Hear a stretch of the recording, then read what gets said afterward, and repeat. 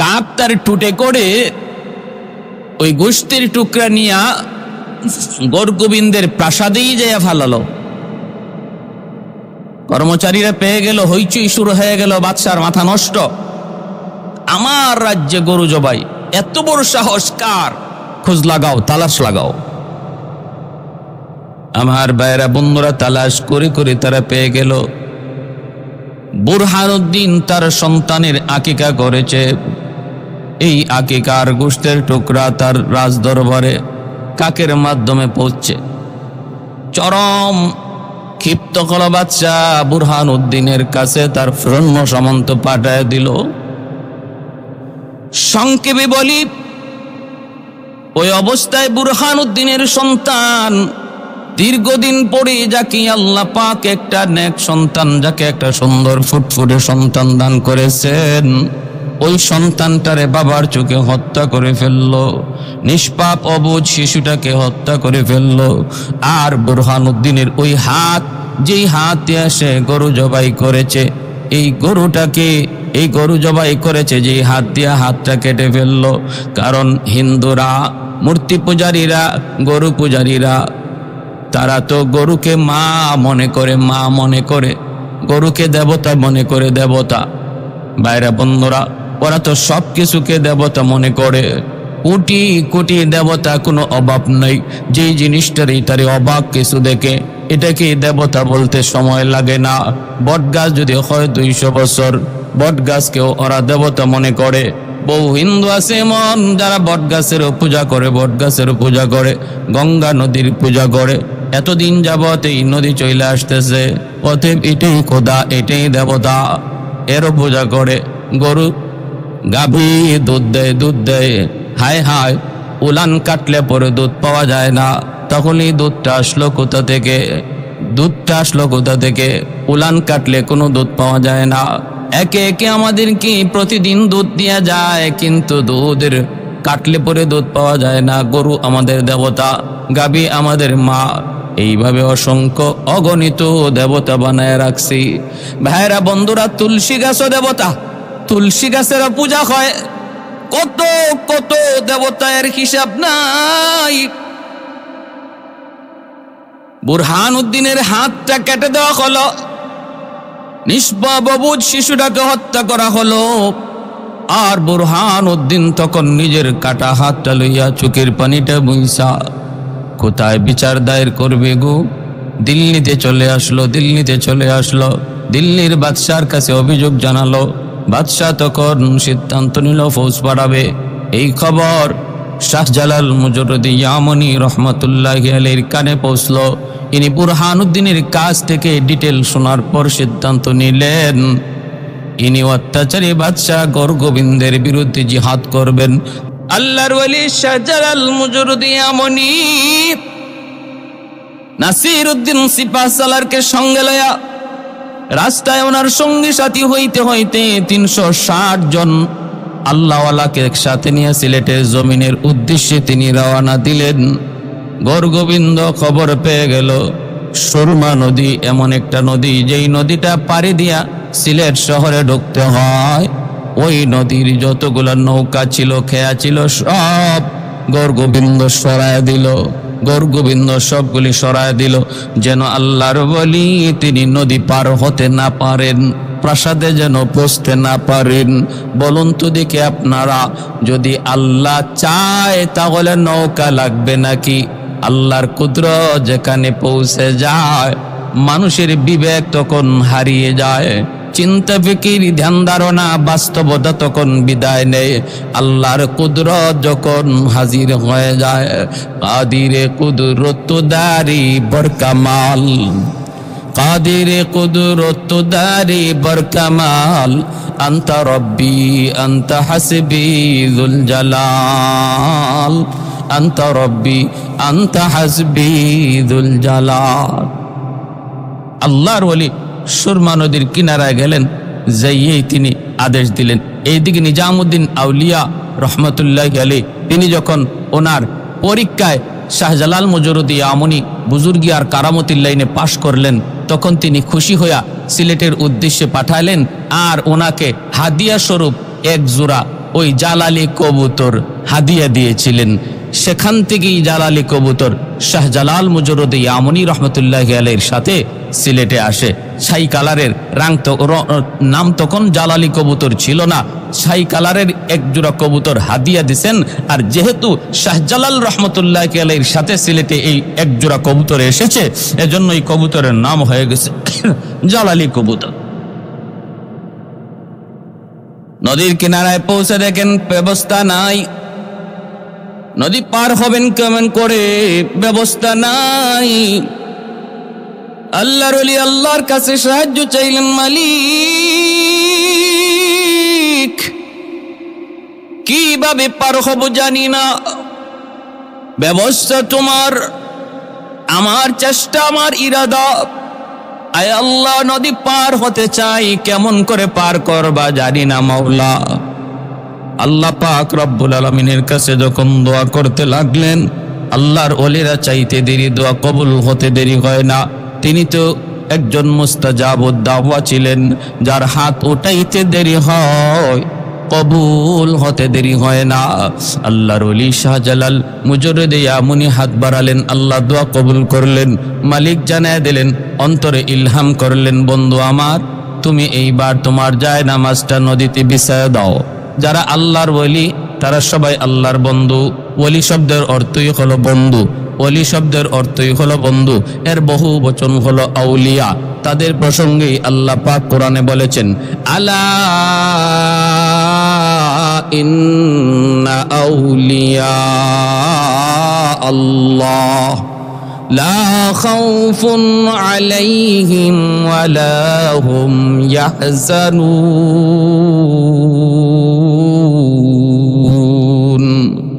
আল্লাহ পাক বলেন, যারা আমি আল্লাহর ওলি তাদের কোনো ভয় নাই, কোনো চিন্তা নাই, তাদের কোনো ভয় নাই, তাদের কোনো চিন্তা নাই। তাদের জীবনের যত সমস্যা, সবগুলি সমস্যার সমাধানের জিম্মাদার আমি আল্লাহ। অতএব তাদের জীবনে কোনো সমস্যা নাই, তাদের কোনো ভয়ভীতিও নাই। যত ভয় সব কিছুর জিম্মাদারও আমি আল্লাহ।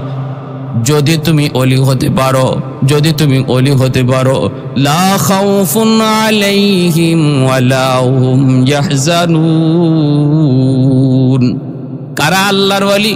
পরের আয়াতে আল্লাহ বলেন, আল্লাযীনা আমানু, এক নাম্বার গুণ হলো তারা ঈমানওয়ালা, এক নাম্বার গুণ হলো তারা ঈমানওয়ালা। দুই নম্বর, ওয়া কানু ইয়াত্তাকুন, দ্বিতীয় গুণ হলো তাদের মধ্যে থাকবে আল্লাহ ভীতি, আল্লাহর ভয়, তাকওয়া। ঈমান আর তাকওয়ার মাধ্যমে আল্লাহর ওলি হওয়া যায়। আল্লাহর ওলি হওয়া যায় দুই গুণে, এক হলো ঈমান আর এক হলো তাকওয়া। ঈমান আমার আপনার প্রত্যেকের কাছে আছে রে ভাই, দৌলত ঈমান আল্লাহ পাক দয়া করে আমাদেরকে দান করে দিয়েছেন। এখন শুধু প্রয়োজন দ্বিতীয় গুণ। দ্বিতীয় গুণ হলো তাকওয়া, আল্লাহর ভয়। আল্লাহর ভয় যার অন্তরে যেই পরিমাণ থাকবে সে আল্লাহর তত বড় বলি। যার অন্তরে আল্লাহর ভয় যেই পরিমাণ থাকবে সে আল্লাহর তত বড় বলি। কার অন্তরে আল্লাহর ভয় কেমনে বোঝা যায়? যেই মানুষটা নিজেকে গুনাহ থেকে যত বেশি বাঁচায়, বোঝা গেল তার অন্তরে আল্লাহর ভয় তত বেশি। তাহলে কি রেজাল্ট, ফলাফল কি? তাকওয়া মানে আল্লাহর ভয়ে গুনাহ ছেড়ে দেওয়া, তাকওয়া মানে আল্লাহর ভয়ে গুনাহ ছেড়ে দেওয়া, তাকওয়া মানে 5 ওয়াক্ত নামাজ ঠিক মতো পড়া, তাকওয়া মানে রমজান মাসে রোজা রাখা, তাকওয়া মানে পর্দা করা, তাকওয়া মানে হালাল হারাম মাইনা চলা। এ ভাই, এই দুই গুণ যার মধ্যে যেই পরিমাণ, সে হলো আল্লাহর তত বড় ওলি। আমার আপনারও ওলি হওয়ার সুযোগ আছে। কিয়ামতের আগ পর্যন্ত প্রতিটা মুমিনের ওলি হওয়ার সুযোগ আছে, ওলি হওয়ার সুযোগ আছে রে ভাই।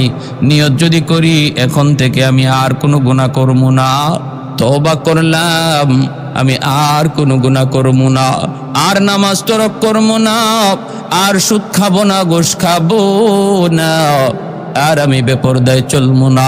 এই যদি এখন থেকে নিয়ত করি, পাক্কা নিয়ত করি, নিয়ত করা মাত্রই আল্লাহ পাক আমার নাম ওলি দপ্তরে লিখে দিবে। আল্লাহু আকবার।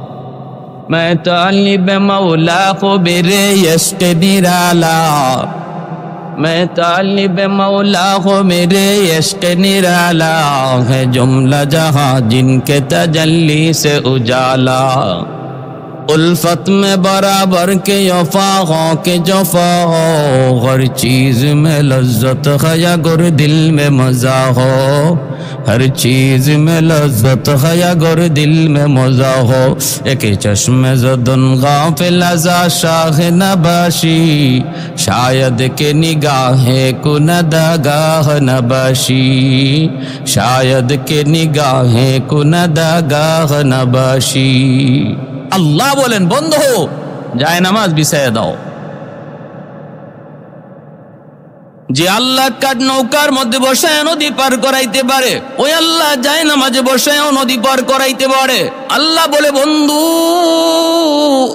যায় নামাজে বসে পড় আল্লাহর ওয়ালি যায় নামাজে বসে পড়লেন ওইদিকে গরগোবিন্দের বাহিনী নদীর পারে তীর নিয়ে দাঁড়ানো লাইন ধরে তীর নিয়ে দাঁড়ানো যদি নদী পার হওয়ার চেষ্টা করে ওরা তীর মারবে দেখতেছে হায় হায় হায় এর কেমন মানুষ যায় নামাজে বসে নদী পার হইতেছে অথচ পানিতে ডুবে না অথচ পানিতে ভিজে না ভাইরা বন্ধুরা পানি কার কথায় চলে আল্লাহর বাতাস কার কথায় চলে আল্লাহর সূর্য কার কথায় উঠে আল্লাহর সূর্য কার কথায় ডুবে আল্লাহর কুল কায়নাত যার ইশারায় চলে তিনি আর কেউ নন তিনি আমার আপনার মালিক তিনি আমার আপনার মালিক যার নাম যার উপাধি রব্বুল আলামিন আল্লাহ পাকের নির্দেশ এরে সুরমা নদীর পানি সাবধান আমার বলিকে তুই ডুবাবি না সামান্যতম বেয়াদবি করবি না আমি আল্লাহর হুকুমে যদি তুমি চলো তাহলে আমার বন্ধুকে সসম্মানে নদী পার করায় দাও ভাইরা আল্লাহর হুকুমে পানি শক্ত হয়ে গেল যেমন ভাবে মূসা কালিমুল্লাহ নীল দরিয়া যখন পার হন আল্লাহ বলে রে নীল দরিয়ার পানি বল কার হুকুমে চলো কই আল্লাহ তোমার হুকুমে তাহলে আমার বন্ধু মূসা এখন তোমার বুকের উপর দিয়া পার হয়ে যাবে যেইভাবে আসো আলোক হয়ে রাস্তা করে দাও রাস্তা দরিয়ার পানিগুলা ভিন্ন হয়ে রাস্তা করে দেখ পানি জমাট বেঁধে গেল মাঝখান দিয়া একটা দুইটা নয় 12টা রাস্তা হয়ে গেল কারণ বনি ইসরাইলের মধ্যে ছিল 12টা গোত্র প্রতিটা গোত্রের জন্য একটা করে ভিন্ন ভিন্ন রাস্তা তৈরি হয়ে গেল ফেরাউন যখন মাঝখানে গেল রেডিমেড রাস্তা দেখে যখন ফেরাউন নিজেও পার হতে যায় মাঝামাঝি যাওয়া মাত্র আল্লাহ কয় পানিরে তুই আগের মতো হয়ে যা হুকুম পাওয়া মাত্রই পানি আগের মতো হয়ে গেল তাহলে আমরা বুঝলাম কি পানি কার কথায় চলে বলে আল্লাহর কথায় চলে বাতাস কার কথায় চলে আল্লাহর কথায় চলে সব কিছু আল্লাহর হুকুমে চলে আল্লাহর হুকুমে চলে এ ভাই সুরমা নদীর পানি বন্ধ হয়ে গেল সুরমা নদীর পানি শক্ত হয়ে গেল পানি আর পানি নাই ওই অবস্থায় তিনি যায় নামাজে বৈশা তিনি নদী পার হয়ে গেলেন হয়ে যাচ্ছেন ওই নদীর কিনারা থেকে তখন সৈন্যরা দুশ্মনেরা তীর মারতে লাগলো বৃষ্টির মতো তীর তিনি তো আল্লাহর কাছে সাহায্য চান তীরগুলো আল্লাহ পাক রব্বুল আলামিনের হুকুমে যেই পথ দিয়ে আসার কথা যেই দিকে তীর যাওয়ার কথা উল্টা ব্যাক করতে লাগলো তীর ছাড়লো আল্লাহর ওলির দিকে লক্ষ্য করে কিন্তু আল্লাহর কুদরত বোঝা বড় দায় তীর উল্টা ঘুরে গেল গুইনা গুইরে যে তীর ছাড়লো সেই তীর যায় তার শরীরে লাগলো সেই খতম হয়ে গেল সেই খতম হয়ে গেল উপর থেকে বড় বড় পাথর ছাড়লো দুশ্মনরা পাথর যেন পাথরের চাপায় পড়ে তিনি মারা যান ওই পাথর গড়ায় গড়ায় যখন ওনার কাছে আসলো তিনি আবার বলতেছেন শাহজালাল মুজরদিয়া মুনি বলেন শিলহাট সিলেট শব্দটার মূল হলো শিলহাট শিল শব্দের অর্থ হলো পাথর হট শব্দের অর্থ সরে যা যখন তিনি পাথরকে বলতেছেন শিলহাট পাথর সরে যা তখন এই পাথর যেই দিক দিয়ে আসছিল ওই দিকেই উল্টা প্রচন্ড বেগে যাইতে লাগলো যে যেখান থেকে যেই পাথর ছাড়লো তার সৈন্যরাই ওই পাথরের আঘাতে খতম হয়ে গেল সুবহানাল্লাহ আল্লাহ পাকের কুদরত কত বড় আল্লাহ পাক কত বড় মহান আল্লাহ যা চায় জান তা হয় মানুষ যা চায় তা হয় না। আল্লাহ যা দেখেন মানুষ তা দেখে না, আল্লাহ যা পারেন মানুষ তা পারে না। এর নাম হলো ঈমান। ওই পাথরের আঘাতেও সৈন্য মরল, তীরের আঘাতেও সৈন্য মরল। আল্লাহর ওলি শাহজালাল মুজররদ ইয়ামুনি রহমতুল্লাহি আলাইহি তিনি সুরমা নদী পার হয়ে গেলেন। এইভাবে আমার ভাইয়েরা আল্লাহ পাক বলে কাযালিকা নুনজিল মুমিনিন, এইভাবে আমি আমার ওলি আল্লাহদেরকে, নবী পয়গম্বরদেরকে যেইভাবে বিপদ আপদে মুক্তি দেই, আমি আমার মুমিন বান্দাদেরকেও বিপদের সময় মুক্তি দেই, যদি সে খাঁটি মুমিন হয়। আমরা যদি খাঁটি মুমিন হতে পারি, আল্লাহর সাহায্য এখন যে বন্ধ তা না, আল্লাহর সাহায্য অনন্তকাল জারি থাকবে মুমিনের জন্য। শর্ত শুধু খাঁটি মুমিন হয়ে যাও, শর্ত শুধু খাঁটি মুমিন হয়ে যাও। হাতে থাকবে আমার দুনিয়ার কাজ, দিলে থাকবেন আল্লাহ, হাতে থাকবে দুনিয়ার ব্যস্ততা। দাও যায় না মাঝে বসে জুন্নুন মিসরি তিনি নদী পার হয়ে গেলেন। বিচ্ছুর পিছনে পিছনে দৌড়তেছেন। হঠাৎ করে তাকায় দেখেন হাওরের মধ্যখানে একটা গাছ, গাছের নিচে একটা যুবক আরামে ঘুমাইতেছে। ওই যুবকের মাথার পাশে একটা বিষাক্ত সাপ ফনা ধরে আছে। যে কোনো মুহূর্তে বিষাক্ত সাপের দংশন। আল্লাহর ওলি ভয় পেয়ে গেলেন, সাপে দংশন করবে। তিনি দেখতেছেন ওই বিষাক্ত সাপ, যেই সাপ যুবককে দংশন করবে। বিচ্ছুটা যাই আর দেরি করলো না, বিচ্ছুটা যাইয়েই লাফ দিয়া সাপের মাথায় বসে গেল। বৈশাই সাপটা এমন ভাবে কামড় দিল, সাথে সাথে সাপটা জায়গার মধ্যে ছটফট করে করে মরে গেল। আল্লাহর ওলি তখন যুবককে ডাক দিয়ে উঠাইলেন, রে যুবক একটু বলো না এ যুবক কি কাণ্ড ঘটেছে, মাথার পাশে একটু তাকে দেখো। যুবক দেখতেছে একটা বিশাল বড় সাপ, বিষাক্ত সাপ মরে আছে।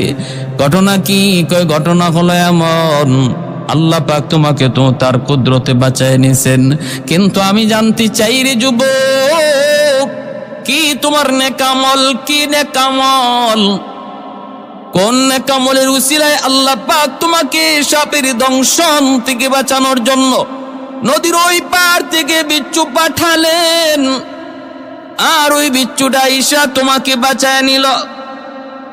এ যুবক কি ছিল তোমার নেকামল?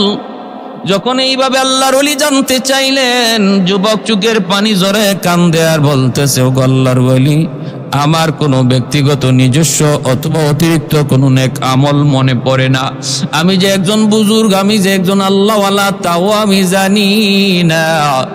আল্লাহওয়ালার কোনো কারামত, কোনো বুজুর্গই ও আমার কাছে নেই। তবে আমি যতদূর জানি আমি 5 ওয়াক্ত নামাজ ঠিক মতো পড়ি, যেখানেই থাকি সেখানেই নামাজ পড়ি। হাওরে থাকলেও আজান হলে নামাজ পড়ে নেই, হাওরে আমি আজান দিয়া নামাজ পড়ে নেই। জঙ্গলে থাকলে সেখানেও ওয়াক্ত মতো আমি নামাজ আদায় করে নেই। সকল ব্যস্ততার ভিতরে আমি আল্লাহর হুকুমকে ভুলি না। সমস্ত ব্যস্ততার ভিতরে আমার দিলের ভিতরে আল্লাহর মহব্বত। এজন্য দুনিয়ার কোনো কর্ম, দুনিয়ার কোনো ব্যস্ততা আমাকে আল্লাহর হুকুম থেকে গাফেল করতে পারে না। এই হলো আমার দেখার মধ্যে একটা আমল। আরেকটা হলো আমি যখন ওই জায়গায় ঘুমাইতে যাই, আমি আল্লাহর কাছে দোয়া করেছিলাম, মালিক এই হাওরে আমি একটু ঘুমাবো, আমি বড় ক্লান্ত পরিশ্রান্ত, গাছের নিচে ঘুমাবো, কিন্তু কেমন করে ঘুমাই? আমার তো কোনো আপনজন আত্মীয় স্বজন কেউ নাই। আল্লাহ আমি গাছের নিচে ঘুমাবো, পাহারা দিবে কে? বিপদে পড়লে সাহায্য করবে কে? আল্লাহ তোমার কাছে আমি ভরসা করলাম, আল্লাহ তোমার উপর ভরসা করে ঘুমাইলাম, তুমি আমাকে সাহায্য কইরো। আল্লাহ পাক বলে, ওয়ামাইয়া তাওয়াক্কাল আলাল্লাহ ফাহুয়া হাসবু, যে আমার উপরে যেই পরিমাণ ধারণা রাখে, আমার উপরে যেই পরিমাণ বিশ্বাস রাখে, আমার উপরে যে পরিমাণ ভরসা করে, আমি আল্লাহ তার সাথে ওই পরিমাণ লেনদেন করি, আমি তার জন্য যথেষ্ট হয়ে যাই। 100 ভরসা যদি কেউ আল্লাহর উপরে করে, আল্লাহ তার জন্য 100 সমাধান বের করে দেন। আল্লাহ পাক তার 100 জিম্মাদার হয়ে যান। কেউ যদি 50 ভাগ ভরসা করে আল্লাহ 50 ভাগ তার জিম্মাদার হয়ে যান। এজন্য ভাইরা বন্ধুরা, ভরসা করব কার উপর? আল্লাহর উপর। তাওয়াক্কুল করব কার উপর? আল্লাহর উপর। কয় কত পার্সেন্ট? 50 কয় না, 60 কয় না, 70 কয় না, 80 কয় না, 90 কয় না, কত কয়? 100% তাওয়াক্কুল করবো আল্লাহর উপর। আল্লাহর ওলি কি যুবক বলতেছে, ও আল্লাহর ওলি, আমি যখন ঘুমাই আল্লাহর কাছে বলতেছি, মালিক এই নির্জন মরুভূমিতে গাছের নিচে ঘুমাবো, কিন্তু বাঁচানেওয়ালা কেউ নাই তুমি ছাড়া, আল্লাহ আমাকে তুমি বিপদ থেকে উদ্ধার কইরো, এই বইলে আমি ঘুমাইছি। এজন্য আল্লাহ পাক তার জিম্মাদার হয়ে গেছেন।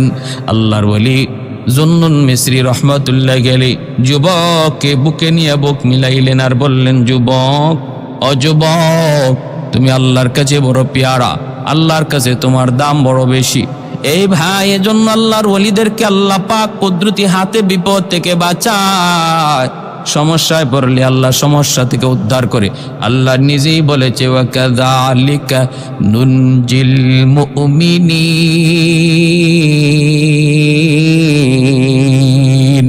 মুমিনদেরকে আমি আল্লাহ এইভাবে উদ্ধার করি। শাহজালাল মুজররদি আমনিকে আল্লাহ পাক সুরমা নদী পার করায় দিলেন, যায় নামাজে বসা। এইবার গৌর গোবিন্দের প্রাসাদ, গৌর গোবিন্দ আত্মগোপন করলো, বাঁচার জন্য আত্মগোপন করলো। ভাইরা বন্ধুরা, নাসিরউদ্দিন সিপাহসালাহ রহমতুল্লাহি আলাইহি তিনি আজান দিলেন। আজান দেওয়া মাত্রই দেখা যায় গৌর গোবিন্দের প্রাসাদগুলি আজানের আওয়াজে একে একে ধসে পড়লো। গৌর গোবিন্দ পলায়ন করলো, সৈন্য সামন্ত খতম হয়ে গেল। ভাইরা বন্ধুরা, জুলুমের অবসান হলো, জুলুমের অবসান হলো, জুলুমের অবসান হলো। আল্লাহর ওলি শাহজালাল মুজররদি আমনি রহমতুল্লাহি আলাইহি 360 জন আউলিয়া লইয়া সিলেটের পবিত্র জমিনে যায় ঢুকলেন। আর ওই জায়গায় যায় তিনি তার মামার দেওয়া সেই মাটি মিলায়া দেখেন। মামা যেই মাটি দিয়া বলছিলেন এই মাটি যেই মাটির সাথে মিলবে সেখানেই তুমি অবস্থান করবে, তিনি তাকে দেখেন সিলেটের মাটির সাথে ইয়ামেনের ওই মাটির মিল। ভাইরা, শুধু ইয়ামেনের মাটির মিল নয়, সিলেটের মাটির ব্যাপারে আরো সুসংবাদ দিয়েছেন শাইখুল ইসলাম কুতবুল আলম সৈয়দ হুসাইন আহমদ মাদানী রহমতুল্লাহি আলাইহি। তিনি সিলেটের জমিনকে বড় ভালোবাসতেন।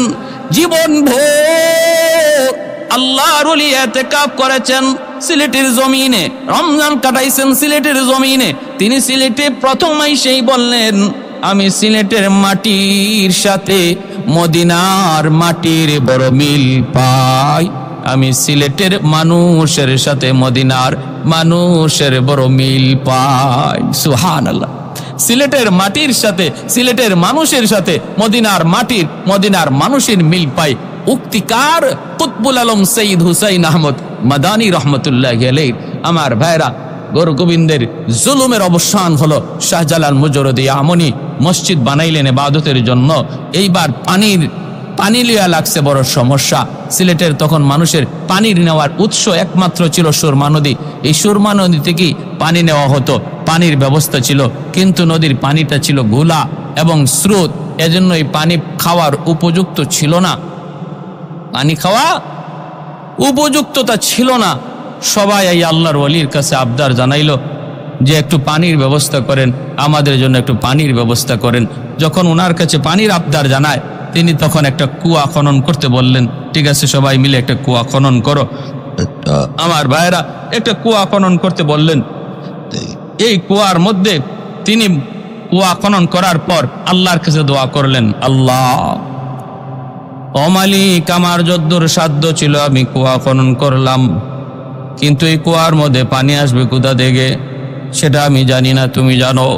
আল্লাহ, তোমার কাছে আবদার, এই কুয়ার সাথে তুমি মক্কার জমজম কুয়ার সম্পর্ক তৈরি করে দাও। আল্লাহর ওলিদের দোয়া বৃথা যায় না। দোয়া করলেন, আল্লাহ, এই কুয়ার সাথে মক্কার জমজম কুয়ার সম্পর্ক তৈরি করে দাও। আল্লাহর কাছে দোয়া কবুল হয়ে গেছে। ভাইরা আমার, এর যুবক খেয়াল করে শোনো, ওই লাঠি দ্বারা তিনি মাটিতে আঘাত করলেন। মাটিতে আঘাত করা মাত্রই দেখা গেল মাটি ফেটে পানি উঠা শুরু হলো। শুধু পানি উঠতেছে তা না, ওই পানির সাথে রং বেরঙ্গের মাছও ওঠা শুরু হলো। আল্লাহর ওলির লাঠির আঘাতে পানি উঠা শুরু হলো। ওইদিকে জমজম কুয়ার পানি উঠেছিল। ভাইরা বন্ধুরা, হযরত ইসমাঈল আলাইহিস সালাম, জবিহুল্লাহ ইসমাঈল আলাইহিস সালামের পায়ের গোড়ালির আঘাতে আর সিলেটের ওই দরগার কুয়ার পানি সেটা শুরু হলো, উৎপন্ন হলো। শাহজালাল মুজরদিয়া মনির লাঠির আঘাতে পানি উঠা শুরু হলো। ভাইরা বন্ধুরা, এগুলো আল্লাহর ওলিদের কারামত। আল্লাহর ওলিদের কারামত, কারামতুল আউলিয়াই হাক্কুন, ওলিদের কারামত, এটা হক। ভাইরা, আপনি বলতে পারেন আমি বিশ্বাস করি না, আপনি এটা বিশ্বাস করেন না বলতে পারেন, কিন্তু যদি বলেন আমি ওলিদের কোনো কারামত বিশ্বাস করি না, তাহলে আপনার ঈমান থাকবে না। কারণ ওলি আল্লাহদের কারামতের ঘটনা আল্লাহ কোরআনের মধ্যে একাধিক জায়গায় বলেছেন। সুলাইমান আলাইহিস সালামের জমানায় সে বিলকিস রানীর সিংহাসন কে চোখের পলকে 1000 মাইলের দূরে এত বড় বিশাল সিংহাসন চোখের পলকে কে মিশরে আনলো, কিভাবে আনা সম্ভব? সেটাও ছিল একজন ওলির কারামত, ওলির বুজুর্গি, যার ইসমে আজমের ক্ষমতা জানা ছিল, ইসমে আজম যার অর্জন হয়েছিল। এজন্য ভাইরা বন্ধুরা, ওলিদের কারামত এগুলো হক, সত্য, এর ভিতরে কোনো সন্দেহ নেই। আপনি নির্দিষ্ট করে কোনো কারামত যদি বলেন এটা আমার সন্দেহ হয়, এর কোনো নির্ভরযোগ্য তথ্য পাই না, সেটা ভিন্ন কথা। কিন্তু যদি বলেন এগুলা হতেই পারে না, এগুলা অসম্ভব, তাহলে ঈমান থাকবে না। কারণ ওলিদের কারামত ওলিদের নিজস্ব কোনো ক্ষমতা নয়। নবীদের মুজিজা তাদের নিজস্ব কোনো ক্ষমতা নয়। ওলিদের কারামত, নবীদের মুজিজা সম্পূর্ণটা আল্লাহর ইশারায়, আল্লাহ করান। অতএব বলুন তো দেখি, আল্লাহ যদি চান, আল্লাহ যদি করান, তাহলে সম্ভব কিনা? অবশ্যই সম্ভব। যদি বলেন সম্ভব না, তাহলে ঈমান থাকবে না। লাঠির আঘাত দেওয়া মাত্রই পানি বের হলো। আর এর আগে দোয়া করে নিলেন, আল্লাহ তুমি জমজম কুয়ার সম্পর্ক, আল্লাহ তুমি মক্কার জমজমের সাথে করে দিও। ও ভাইরা বন্ধুরা, পানি আজ উঠলো, সে তখনও উঠলো, আজও আছে, এবং বিভিন্ন রঙের মাছও আছে। এ ভাই, এই কুয়ার সাথে জমজম কুয়ার সম্পর্ক কেমনে তৈরি হলো রে ভাই? একটু মনোযোগ দিয়ে শুনুন। আল্লাহর ওলির দোয়া এবার প্রমাণিত হওয়া তো লাগবে। কেমনে প্রমাণিত হবে? একটা ঘটনা ভালো করে খেয়াল করুন। ঘটনাটা হলো সিলেট জেলার ভাইরা বন্ধুরা, চান্দাইনটিলা গ্রামের 2 জন মানুষ তখনকার সময়ে হজে যাওয়ার জন্য ইরাদা করলো।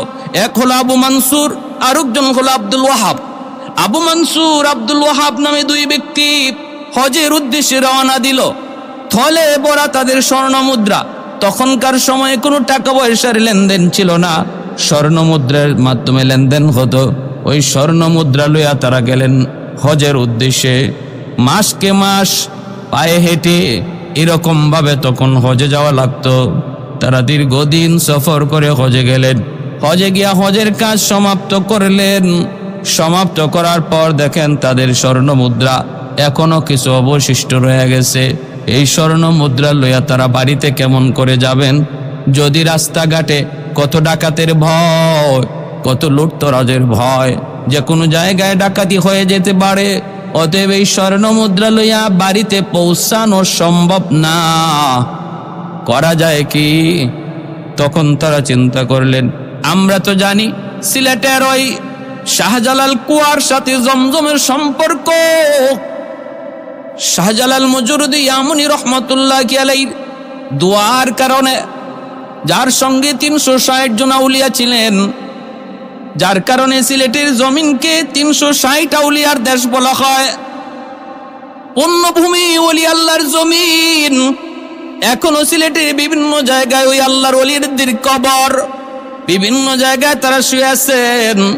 তারা 2 জন চিন্তা করে, আমরা যদি জমজম কুয়ার মধ্যে আমাদের সেই স্বর্ণ মুদ্রার থলিটা যদি জমজম কুয়ায় ফেলে দেই, যদি যুগ সাজেশ থাকে, তাহলে তো এই স্বর্ণ মুদ্রা ফালাইমু এখানে, পাইমু যায়া সিলেটের দরগার কুয়ায়। সম্পর্ক যদি থাকে তাহলে হবে না কেন? আল্লাহ যদি চায় ওই কুয়ার সাথে যদি জমজম কুয়ার সম্পর্ক আল্লাহ করায় দিতে পারে, নিয়ত করে যদি আমরা স্বর্ণ মুদ্রার থলি এখানে ফালাই, আল্লাহ এই থলিও সিলেটের জমিনে আল্লাহ পৌঁছাইতে পারে। এই বলে আল্লাহর উপর পুরা ইয়াকিন আর বিশ্বাস রেখা তারা এই থলিটা এখানে রেখে দিলেন। ভরসা করলেন কার উপর? আল্লাহর উপর। হজের কাজ শেষ, বাড়িতে এসে পৌঁছলেন। বাড়িতে পৌঁছার পর তারা গেলেন ওই কুয়ার কাছে, খবর নিলেন, খাদেমকে জিজ্ঞেস করলেন কুয়া পরিষ্কার করে যে খাদেম বলতেছে, হ্যাঁ আমি তো কুয়া পরিষ্কার করার সময় আমার পায়ে একটা তলি লাগলো, আমি ওই তলিটা উঠাইলাম, উঠাইয়া দেখলাম এর ভিতরে অনেকগুলা স্বর্ণ মুদ্রা, আর এই তলিতে আমি একটা কৌটার মধ্যে একটা কাগজও পেয়েছি, যে কাগজের মধ্যে দুইজন মানুষের নাম, একজন হলো আবু মনসুর আর একজন আব্দুল ওয়াহাব, ঠিকানা হলো চান্দাইন্যা টিলা। এই হলো ঠিকানা। আপনারা কারা? বলে আমরা সেই দুই মানুষ যারা হজে গিয়েছিলাম। স্বর্ণ মুদ্রা কেমন করে দেশে পৌঁছাবো? ডাকাতের ভয়ে আমরা জমজম কুয়ার মধ্যেই তোলাটা এই থলিটা ফালাই দিলাম। আল্লাহ পাক ওই তলিটাকে জমজমের সাথে কুয়া শাহজালাল রহমতুল্লাহি আলাইহির কুয়ার দরগার কুয়ার মিল আছে বিদায় আল্লাহ পাক পৌঁছে দিছেন। বাবা আমাদের স্বর্ণগুলা দাও। খাদেম তখন সেই স্বর্ণ মুদ্রাগুলা উনাদের হাতে পৌঁছে দিল। আহাদুল লাইসা কামিসলি সামাদুল লাইসা কাফাদলি লিমানিল মুলকু তুগু ই তু সাজাওয়ার খুদাই, তু খুদাওয়ান্দে ইয়ামিনি তু খুদাওয়ান্দে ইয়াসারি, তু খুদাওয়ান্দে জামিনি তু খুদাওয়ান্দে সামাই, তু রহিমি তু করিমি তু সামিঈ তু বসিরি, তু মুইজ্জি তু মুদিল্লি তু মালিকিল আরশি বজাই, বরি আজ খুরদন ও খুফতন বরি আজ তোহমতে মর্দন, বরি আজ বিমু উমিদি বরি আজ রঞ্জ বালাই, বরি আজ রিমু বরি আজ রঞ্জ বালাই। ভাইয়েরা বন্ধুরা, এজন্য বলতেছিলাম আমার ভাই শাহজালাল মুজরুদ ইয়ামনি রহমতুল্লাহ আলাইহি কত বড় বুজুর্গ, কত বড় আল্লাহর ওলি, জীবনে বিয়ে শাদী করেন নাই, এজন্য ওনার উপাধি ছিল মুজাররাদ। কেন? আমি আপনি যদি মনে করি তাহলে আমিও বিয়া করবো না, বলে না, আমার আপনার জন্য এই হালত না। তিনি যেই হালতে ছিলেন তার জন্য সেটা জায়েজ, কারণ তার দিলের ভিতরে তার পশমে গোড়ায় গোড়ায় আল্লাহর মহব্বত ছিল, আল্লাহর মহব্বত ছিল। বিদায় তাদের সাথে আমাদের মাসালা আমাদের জিন্দগি ফিট করলে চলবে না। 360 আউলিয়ার জমিন। আর ওই যে ভাইরা বন্ধুরা নাসিরউদ্দিন সিপাহ সালাহ রহমতুল্লাহি আলাইহি উনি একদিন ওই কবুতরের জোলা খেয়ে ফেলেছিলেন। এটাও আমরা পেয়েছি তারিখের কিতাবের মধ্যে। ওই যে কবুতরের জোড়াটা নিজামুদ্দিন আউলিয়া ওনাকে উপহার দিয়েছিলেন, ওই কবুতরের জোড়াটা খেয়ে ফেলেছিলেন নাসিরউদ্দিন সিপাহ সালাহ রহমতুল্লাহি আলাইহি। শাহপরান রহমতুল্লাহি আলাইহি, শাহপরান শাহজালাল মুজররদি রহমতুল্লাহি আলাইহির ভাগনা শাহপরান রহমতুল্লাহি আলাইহি কবুতরের জোড়াটা খেয়ে ফেলেছিলেন। তখন তিনি বলছিলেন, ভাগনা এটা করলা কি? এটা তো একটা উপহার। তিনি সাথে সাথে ওই কবুতরের বাঘগুলা ছিল সবগুলা বাঘ একত্রিত করে আল্লাহর নামে দোয়া করলেন, ফু দিলেন, পাক থেকে অসংখ্য অগণিত কবুতর তৈরি হয়ে গেল। আজও সিলেটের জমিনে আপনি যদি দরগায় যান, এত অসংখ্য অগণিত কবুতর দেখবেন, সেটা ওই একজোড়া কবুতরের বংশধর। ভাইরা বন্ধুরা, আমি বলতেছি কোথায় যে আল্লাহর ওলিদের কারামত এগুলা আল্লাহর পক্ষ থেকে হয়, তাদের নিজস্ব ব্যক্তিগত কোনো ক্ষমতার বলে নয়। আল্লাহর পক্ষ থেকে যেই সমস্ত বিষয় হয়, এর মধ্যে আমার আপনার চিন্তা ফিকির চেতনা, আমার যুক্তি, আমার বিবেক সব ফেল হয়ে যাবে। নবীদের মুআজিজার সামনে যেমন আমাদের যুক্তি সমস্ত অকেজু, ওলিদের কারামতের সামনেও আমার আপনার যুক্তি সম্পূর্ণতাই অকেজু। অতএব আমরা জানতে পারলাম যে মক্কার ওই জমজম কুয়ার সাথে সিলেটের দরগার কুয়ার সম্পর্ক রয়েছে। আল্লাহ আমাদের সবাইকে বুঝার এবং ওলি আল্লাহদের মতো জীবন গড়ার, তাদের মতো হওয়ার, আল্লাহর ভয় অন্তরে নিয়ে চলার তৌফিক আল্লাহ আমাদের সবাইকে দান করুন। ওয়া আখির দাওয়া।